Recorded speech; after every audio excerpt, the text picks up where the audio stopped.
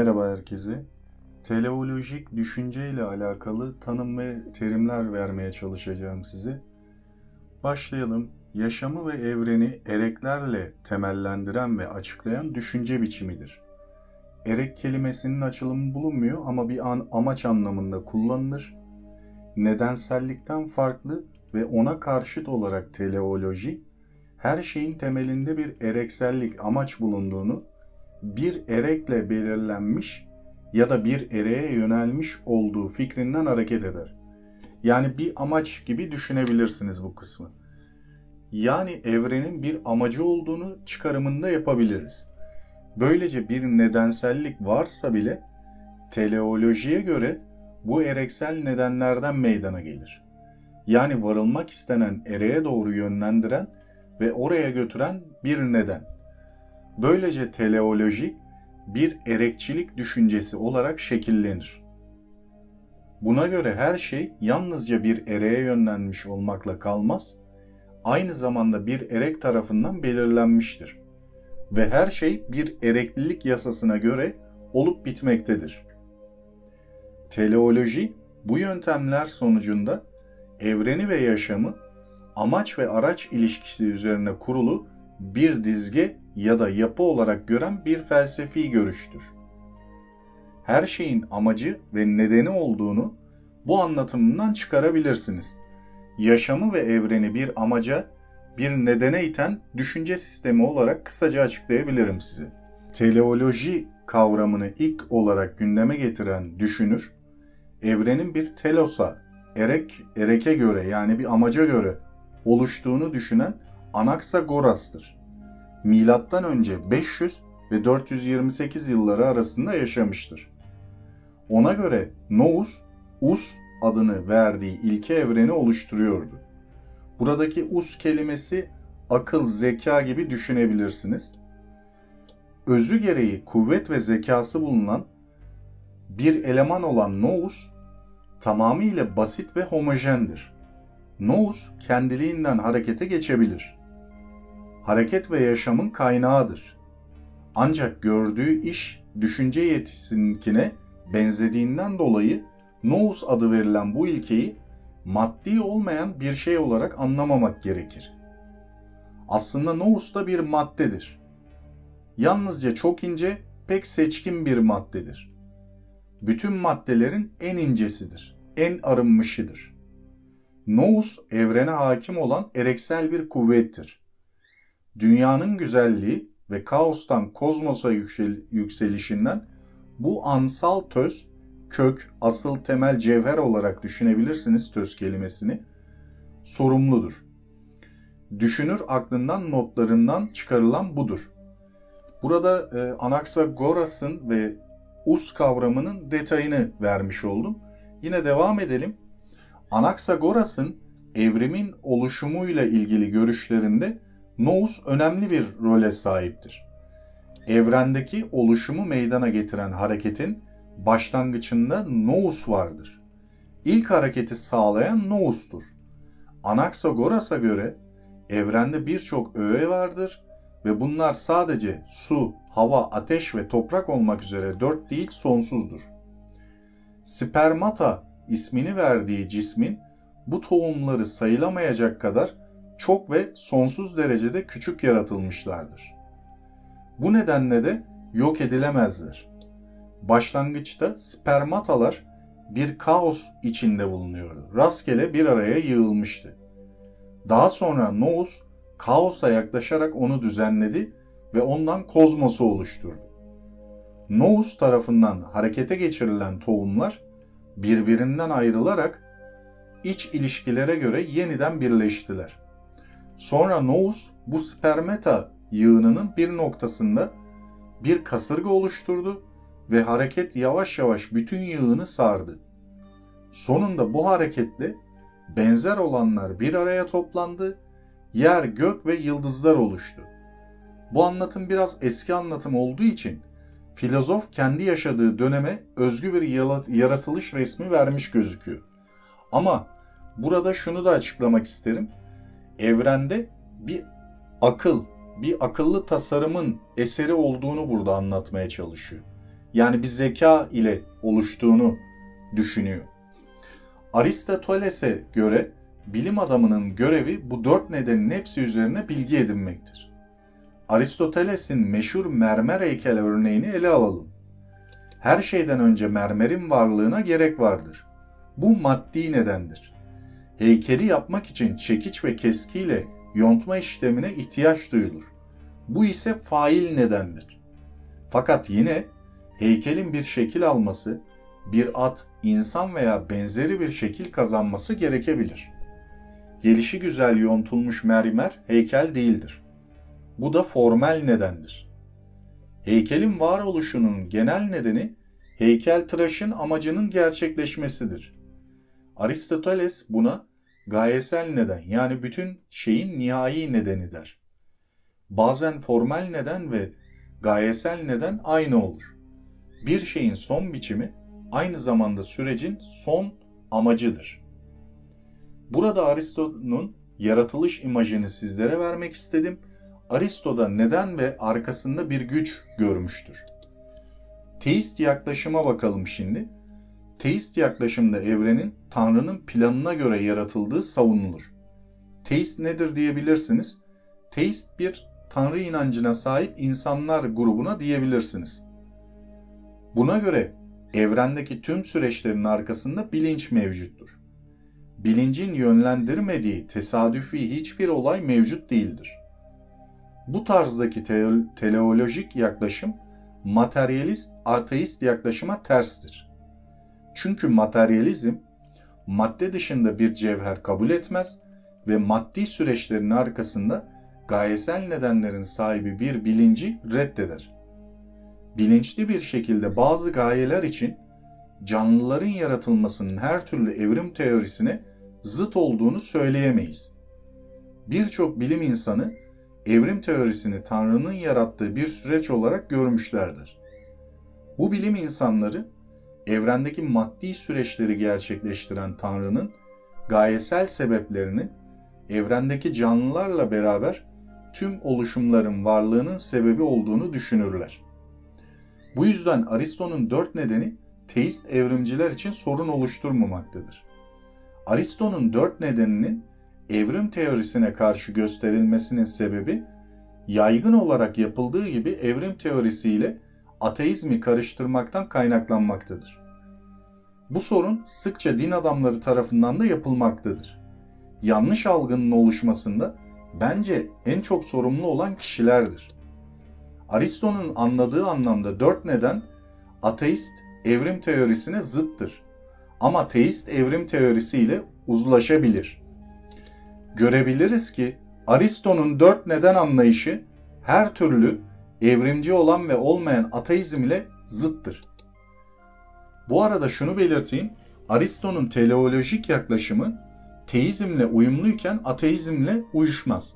Ama bu ateistlerin teleolojik yaklaşımın kelimelerini, kavramlarını hiç kullanmadıkları anlamına gelmez.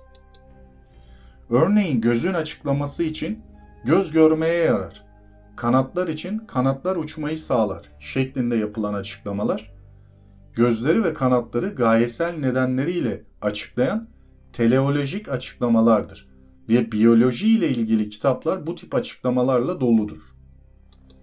Bazı evrimci biyologlar, örneğin botanist Paul J. Kramer, dilin bu şekilde kullanımını yanlış bulmakta ve bu izahların biyoloji biliminden atılmasını istemektedir. Ünlü evrimci biyolog Francisco J. Ayala, biyoloji biliminde dilin teleolojik kullanımından kaçışın olmadığının farkında ve bunda bir sakınca da görmemektedir. Fakat teleolojik yaklaşımı yapay teleoloji ve doğal natürel teleoloji diye ikiye ayırabiliriz. Bir ateistin teolojik yaklaşımları ve kavramları kullanışı ile teistinkileri ayırt edebilmekteler. Buna anlatıma göre bir bıçağın keskin yapılmasını, bir arabanın sürülmek için imal edilmesini veya Tanrı'nın evreni yaratmasını anlatan kişi yapay teleolojik bir yaklaşımda bulunuyordur. Düşünün, bunlar direkt gözle görebildiğimiz olgular değil. Bu yaklaşımda bilinçli oluşturma ve bunun sonucunda tasarım vardır.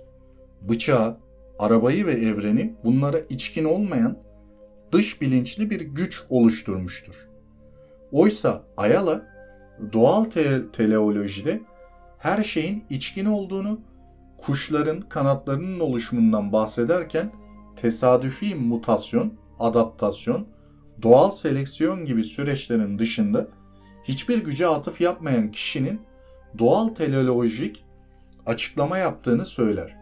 Bu anlatım ise ateist yaklaşıma göredir. Ayrımı bu şekilde anlayabilirsiniz.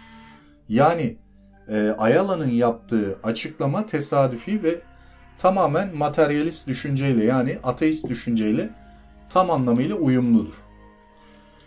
Görüldüğü gibi teist felsefeci ve bilim insanlarının teleolojik yaklaşımı Ayala'nın sınıflamasına göre yapay teleolojidir. Buna karşın ateist yaklaşımın teleolojik terimleri kullanışı doğal teleolojidir. Burada doğal kelimesinin karşılığında ve kullanışındaki gerçek amacın doğa dışı gücü, Tanrı'yı, evrenin ve canlıların oluşum sürecinin dışına çıkarmak olduğu görülmektedir. Yani ateizm ve savunduğu görüş biraz naturalizm ve doğalcılıkla bağdaştırabiliyoruz burada. Yani bir nevi yaratıcıyı yok saymaktadır. Bu yaklaşım tüm evrimcilerin yaklaşımı değildir. Sadece ateist evrimcilerin yaklaşımıdır. Bu ayrımda belirtmek isterim, teist bir bilim insanı veya felsefeci, evrenden veya canlılardan bahsederken gayesel nedenleri göz ardı edip bilimsel yaklaşımda bulunabilir. Fakat teist bir ontoloji, evreni Tanrı'nın bir tasarımı olarak gördüğü için tasarımdan dolayı mutlak bir şekilde teleolojik yaklaşımı kabul etmiştir. Bilimsel yaklaşımında teleolojiyi göz ardı etse de böyledir. Aristoteles'in ve teistlerin teleolojik yaklaşımı ile ateistlerin teleolojik kavramları kullanışını ayırt etmek için Jacques Monod ve Ernst Mayr teleonomi kavramının teleolojik kavramının yerine kullanılmasını savunmaktadırlar. Aristotelesçi anlamda teleoloji kavramından kurtulmak için teleonomi kavramının kullanılmasını ilk öneren Pittendring olmuştur. Ernst Mayr, teleonomi kavramını gayesel bir süreç için kullanmaktadır. Bu gayeye giden yolu yönlendiren ise programdır. Mayr'ın program ile kastettiği temelde canlıların DNA'sındaki genetik koddur. Böylece teistlerin bilinçli tasarımcının zihnindeki planını kasteden teleolojisi, ateist evrimci yaklaşım tarafından Tanrı ve DNA ile teleoloji ve teleonomi kavramları yer değiştirilerek dönüştürülür.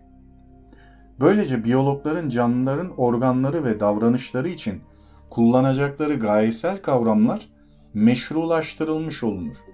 Bu biraz karmaşık gözükebilir.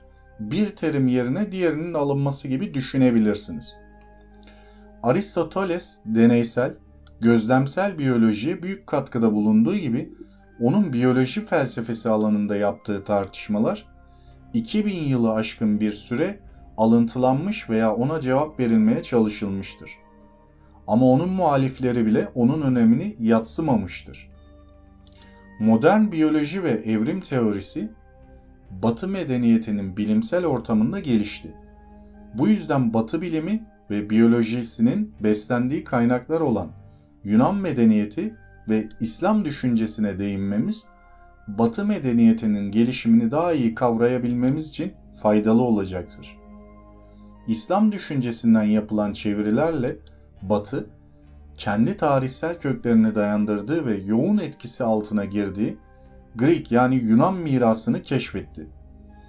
Batı, İslam düşüncesinden tercümelerle Greek medeniyetini keşfederken, İslam düşüncesinin Greek medeniyetini yorumlayışını ve İslam bilim insanlarının metodolojisini ve keşiflerini de kendi içine almıştır. Albertus Magnus, Thomas Aquinas, Duns Scotus gibi Batı medeniyetinin önemli isimleri İbn Sina, İbn Rüşd'ün düşüncelerinden derinden etkilendiler. Roger Bacon'a nispet edilen deneysel metodu kurma şerefinin aslında Müslüman bilginlere ait olduğu, teori ve deneyim metodolojik bütünlüğü konusunda Bacon ve Leonardo da Vinci gibi ünlü bilim insanlarının Müslüman bilim insanlarından ciddi etkiler aldıkları batılı bilim adamlarınca da ifade edilmiştir. Günümüzde Müslüman bilim insanlarının başarıları yok sayılma eğiliminde birçoğumuz bunları görmekteyiz. Şimdi bazı felsefecilerin teleolojiyi nasıl anladığı ya da anlamlandırdığına değineyim. Leibniz, gayesel açıklamayla mekanistik açıklamanın birleştirilmesini savunmuştur. Descartes'tan sonra tartışılan maddi beden ile zihnin yani ruhun nasıl uyum sağladığı sorunsalı Malebranche 1638 ve 1715 gibi okkasyonistler, ara nedenciler gibi düşünebilirsiniz. Tanrı'nın her an müdahalesiyle zihin ve beden arasındaki uyumun gerçekleştiği şeklinde açıkladılar. Leibniz'e göre ise Tanrı, evrenin başlangıcından bir uyum sistemi kurmuştur. Bu uyum sistemi sayesinde birbirinden bağımsız olan zihin, yani bunu ruh olarak görebilirsiniz, ve beden arası uyum sağlanır. Birbirinden bağımsız olan ve birbirine hiç etkide bulunmayan monadların arasındaki uyum da başlangıçtan sağlanan bu uyumla gerçekleşmiştir. Leibniz'in ontolojisinde Tanrı, kendi dışındaki tüm varlıkların varoluşunun kaynağıdır, tam yetkindir.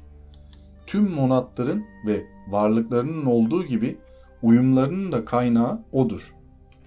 Tanrı'yı kudreti mutlak olarak gören Leibniz, Tanrı'nın evrene her an müdahale etmediğini söyleyerek kudreti mutlak bir Tanrı anlayışla kendisi çelişiyor görmemiştir.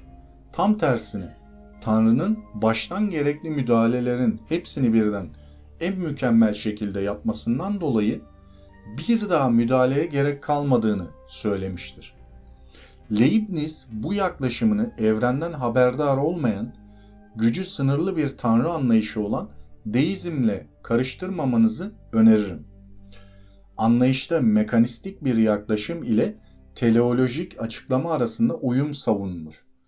Leibniz'in çabası kendi döneminin teoloji ve felsefe ve bilimini uzlaştırmaya yönelik en önemli çabalardan biridir. Leibniz'in felsefesinde mekanizm ve teleolojiyi uzlaştırması, insan bedeni ve zihni arasındaki uyum için yaklaşımı, ontolojisi ve Tanrı ve evren ilişkisinde baştan düzenlenmiş uyum modelini temel alması hem genel felsefe hem de biyoloji felsefesi açısından önemlidir. Onun matematiğe büyük katkılarıyla beraber doğada nitelin de nicelin de yanında önemli olduğunu söylemesi ve Buffon gibi çok önemli biyologları etkilemesi dikkate alınmalıdır. Ayrıca monadların hepsinin birden farklı olduğunu ve aralarında bir derecelenme olduğunu savunan Leibniz'in süreklilik prensibiyle madenleri, bitkileri, hayvanları ve insanları sınıflaması da biyoloji felsefesi açısından kayda değerdir. Leibniz'in varlık sınıflamasında türler statik olması açısından evrimci anlayışa tamamen zıttır. Ama evrimci anlayışa en zıt görüş olarak kabul edilen özcülüğe karşı olması açısından evrimci yaklaşımlara yakınlaşmaktadır. Burada Leibniz'in de evrimi savunan teist bir kişi olduğunu söylemek isterim. Çünkü yaptığım açıklama bunu net şekilde de gösteriyor. Devam edelim. Kısa bir süre sonra William Paley 1743 ve 1805'te yaşamıştır. Ünlü doğal teoloji, natural teoloji diye geçer İngilizce olarak, yaklaşımıyla teleolojik delil açısından bir klasik olan eserini yazmıştır. Paley'in bu eseri Darwin'in de içinde olduğu birçok kişiyi çok uzun yıllar etkiledi. Paley, doğadaki varlıkların gelişiminden çok yapısal özellikleri üzerine durmaktadır. Doğada tasarımı ve amacı gözlemlediğimizi ve var olan tasarımın tasarımcıya işaret ettiğini söyler.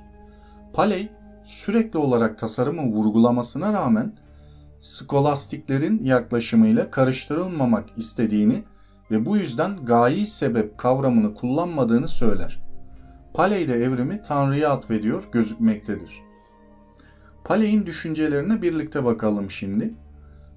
Bir çalılıktan karşıya geçerken ayağımı bir taşa doğru attığımı farz edelim. Bana nasıl olup da o taşın oraya geldiği ya da orada bulunduğu sorulsaydı, bildiğim her şeyin dışında muhtemelen bir şekilde önceden beri orada olduğunu söylerdim. Ancak yerde bir saat bulunduğunu farz etseydik, bu durumda o saatin nasıl olup da orada olduğunu sorgular ve neticede daha önceki cevabımı vermezdim.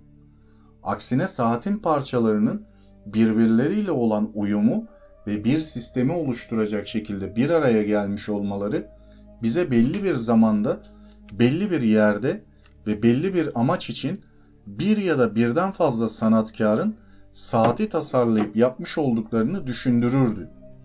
Burada şunu düşünebilirsiniz. İlk başta karşımıza çıkan çalılıktaki taş ateistlere bir açıklamadır. Diğer saat açıklaması ise teistlerin bir kanıtı niteliğindedir. Yani şöyle düşünebilirsiniz. Çalılıkta yürürken ayağınıza taş çarptı diyelim ya da taşa takıldınız. Oradaki o taşa baktığınız zaman zaten buradadır. Yani bu direkt buradaydı diyebilirsiniz. Doğal bir oluşum, materyalist bir yaklaşımla baktığınızda. Her iki tarafa da örnek vermiş burada. O şekilde gözükmektedir. Paley'in analojisini güçlü kılan nokta saatin kökenini bilmeye gerek duymadan sırf saatin yapısından sonuca gidebilmesidir. Ayrıca onun analizinde sırf bir organı ele alıp sonuca gitmek mümkündür. Kişi insan gözünü ele alıp sonuca gidebilir. Ayrıca karaciğerin, akciğerin de incelenmesi sonuca varmak için elzem değildir. Canlı organizma makineye benzetilir ve makinenin yapılma aşaması gözlemlense bile makinenin bir tasarımcısı olması gerektiğine dair benzetme ile canlıların da bir tasarımcısı olduğu ortaya konur. Paley'in bu argümantasyonuna karşı Hume'un canlılarla makine arasında analoji kurulamayacağı itirazı delil olarak gösterilir. Michael Denton, moleküler biyolojideki gelişmelerin Paley'i doğrulayıp Hume'u yanlışladığını söylemektedir. Bu gelişmeler özellikle son 50 yılda gerçekleşmiştir ve yakın dönemimize aittir. Buna göre canlı hücrelerin içinde gerçekleşen mikro seviyedeki faaliyetlerin çoğu çok gelişmiş makinelerin benzer vazifelerini yapmakta ve Paley'i desteklemektedir. Paley anatolojisini yaparken canlıların karmaşıklıkta ve maharette makinelerden çok üstün olduklarını da belirtmektedir. Burada kısaltılmış bir açıklama yapayım. Hume, Paley'i bir makine örneği vermesinden dolayı eleştirmektedir. Örneği gerçekten düşündürücüdür. Teleolojik açıklamadaki amaç açıklanır. Teleolojinin sorusu niçindir? Niçin tuğlalar birleşir? Veya niçin dünya güneşe bu mesafededir? Gayesel nedeni öğrenmeyi amaçlayan sorulardır. Mekanist açıklamanın sorusu ise ne ve nasıldır? Tuğlaların birleştiği veya dünyanın güneşe uzaklığının nelere yol açtığı mekanist açıklama ile anlatılır. Teleolojik düşünceyi ele aldığım bu anlatımında çoğu felsefecinin, bilim insanlarının görüşlerine yer vermeye özen gösterdim. Sizlere kaliteli paylaşımlarda bulunmak için ilginç konuları seçmekteyim. Sizlerin görüşleri benim için önemlidir. Bu konu hakkında yorumlarınızı video altına mutlaka beklemekteyim. Yazılan yorumlarla beraber tartışmalar da yapabiliriz. Bir sonraki videoda görüşmek üzere, hoşça kalın.